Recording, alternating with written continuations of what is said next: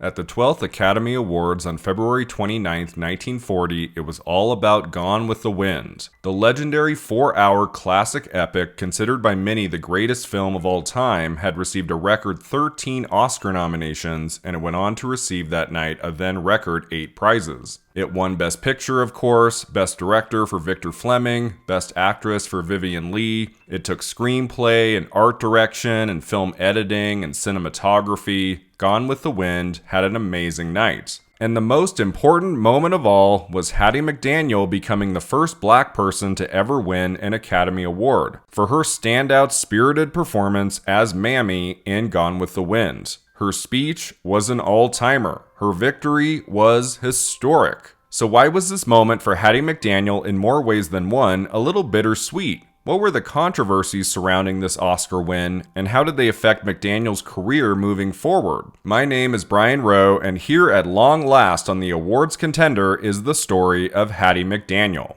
The youngest of 13 children, McDaniel was born in 1893 in Kansas. She became a songwriter and performer at a young age, appearing with the black touring ensemble called Melody Hounds in the early 1920s. She worked various jobs before moving to Los Angeles in 1931 and eventually finding work as a film actress. Her first significant part being in 1933's I'm No Angel starring Mae West. McDaniel joined the Screen Actors Guild and continued appearing in major films like John Ford's Judas Priest, The Little Colonel with Shirley Temple, Alice Adams starring Katharine Hepburn, and Showboat, in which she sings. She became one of the most popular black actresses of the 1930s, prolific in her film credits, becoming friends with Hollywood establishment like Joan Crawford, Bette Davis, Henry Fonda, and Clark Gable. She became typecast pretty quickly, sadly, always playing a maid to well-established white characters, but it was the only role being offered to McDaniel at the time, and she wanted steady work as an actress, not to mention opportunities to show off her comic timing, talent for singing,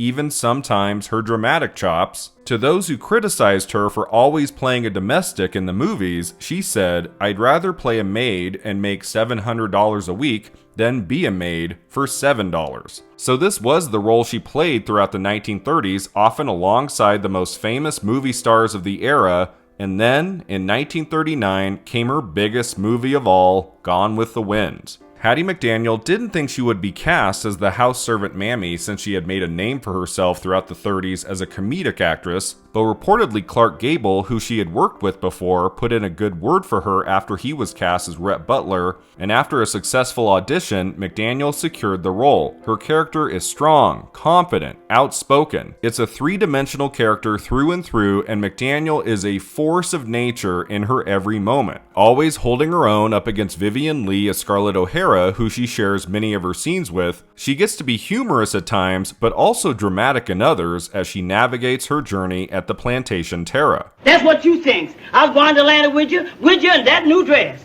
Now, Mammy, darling. No use to try to sweet talk me, Miss Scarlett. I knows you ever since I put the first pair of diapers on you. Gone with the Wind from producer David O. Selznick became one of the most popular films ever made following its lavish premiere on December 15, 1939, audiences coming to theaters in droves, and critics giving the film rave reviews. And despite all the talent in front of and behind the camera, McDaniel was often singled out. A critic in the Times said McDaniel almost acts everybody else off the screen when she is allowed to appear in the foreground. Margaret Mitchell, author of the novel Gone with the Wind, published in 1936, really loved her performance too. She said, "The scene in which Mammy walked up the stairs with Melanie after Bonnie's death was one of the finest I ever saw." And many members of the press at the time went nuts for her work in the film. A newspaper article said, at a recent press preview held in Hollywood, critics were unanimous in saying that Miss McDaniel had turned in an outstanding performance. Since then, the actress has been besieged with numerous telephone calls and letters congratulating her on her fine work in the biggest production to come out of Hollywood. The film was such a sensation, and McDaniel was so good in it, it seemed possible she could become the first black person ever to receive an Oscar nomination in any category, let alone an acting category. According to author Michael Schulman in his book Oscar Wars, as the Academy Awards approached, the black press, despite its misgivings, began to advocate for McDaniel. She received an endorsement from the black sorority Sigma Gamma Rho, which wrote to Selznick, "We trust that discrimination and prejudice will be wiped away in the selection of the winner of this award. for without Miss McDaniel, there would be no Gone with the Wind. In early February 1940, McDaniel walked into Selznick's office with a file of clippings to show him the support she was getting. Selznick made sure McDaniel had a place on the ballot. And so for the 12th Academy Awards, McDaniel became the first black person ever to be nominated in any category. She was even the first black person just to attend the ceremony, in which all of the attendees reportedly gave McDaniel a standing ovation as she walked into the room. In Best Supporting Actress that year, she was up against Olivia de Havilland, also from Gone with the Wind, Geraldine Fitzgerald in Wuthering Heights, Edna Mae Oliver in Drums Along the Mohawk, and Maria Uspenskaya in Love Affair. With Gone with the Wind so big that year, it seems like the only other person in the category who had a shot to win was de Havilland, whose career was skyrocketing at that time, especially after her large role in the acclaimed The Adventures of Robin Hood from 1938, but it just seemed like most people in the room felt like an historic moment was about to happen. Actress Faye Bainter presented the award, eventually revealing the winner. To me it seems more than just a plaque of gold. It opens the doors of this room, recognizes and pays tribute to those who give of their best, regardless of creed, race, or color. It is with the knowledge that this entire nation will stand and salute the presentation of this plaque that I present the Academy Award for the best performance of an actress in supporting roles during 1939 to Hattie McDaniel.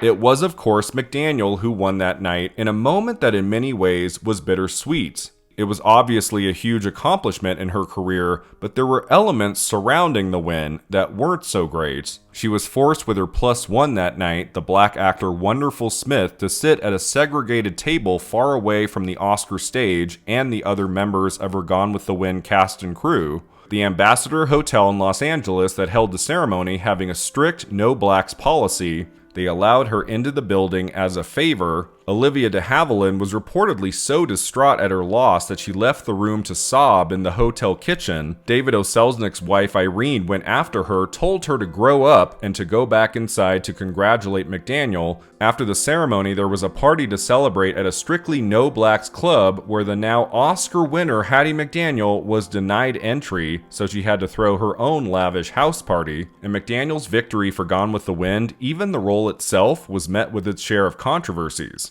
Whites in the South complained she was too familiar with her white owners, and many black audience members complained that the film celebrated the slave system and that McDaniel's Oscar win suggested the only way for a black person to succeed in Hollywood was to accept its systemic use of racial stereotypes. In Oscar Wars, Michael Schulman wrote, "As ever, McDaniel was less interested in challenging the system than in succeeding within it, and she was willing to play the role of studio apologist, even if it curdled her reputation in the black press. Although her mammy was feisty, she didn't make waves on sets. While the white stars got private limos, the black cast was given a single car to and from work. McDaniel remained good-humored. Her co-star Butterfly McQueen wasn't as compliant. After she refused to eat watermelon in one scene, McDaniel warned her, 'You'll never come back to Hollywood. You complain too much.'" Now, to be very clear, Hattie McDaniel wanted to play other characters in film at the time. She didn't just want to play the domestic over and over again,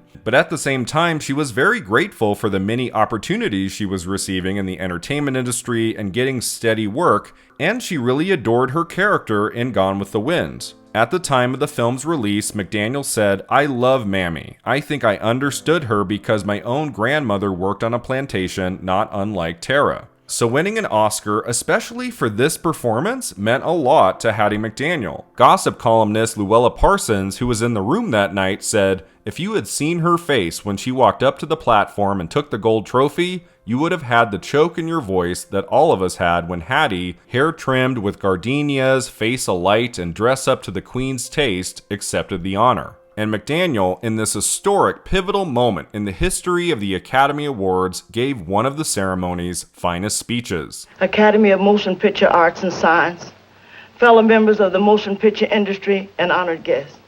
This is one of the happiest moments of my life, and I want to thank each one of you who had a part in selecting me for one of the awards. For your kindness, it has made me feel very, very humble.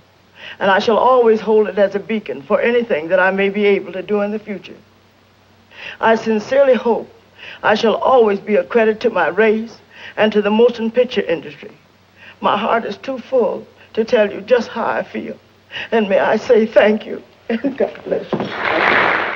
So moving forward into the 1940s, how did this win affect McDaniel's career? She remained under contract and she continued working for many years, even though the kinds of roles she could play remained limited. She had a chance to shine in a rare, non-domestic dramatic role in 1942's In This Our Life, starring Bette Davis. She also appeared in 1943's Thank Your Lucky Stars with Humphrey Bogart and the infamous 1946 Disney film Song of the South. Her final movie appearance arrived in 1949's Family Honeymoon, McDaniel transitioning to television and radio after that, including Beulah, which made her the first black actress to ever star in her own radio show. In 1951, she suffered a stroke, and a year later, she died from breast cancer. Hattie McDaniel bequeathed her Oscar to Howard University, which had once warmly welcomed her for a luncheon. The trophy was displayed in a glass case in the school's drama department, and sadly it went missing around the 1960s and was never recovered. Well, better late than never, in 2023, the Academy announced they would replace McDaniel's trophy, and they had a ceremony at Howard University that October. One of the things that I think is important to really remember is how this institution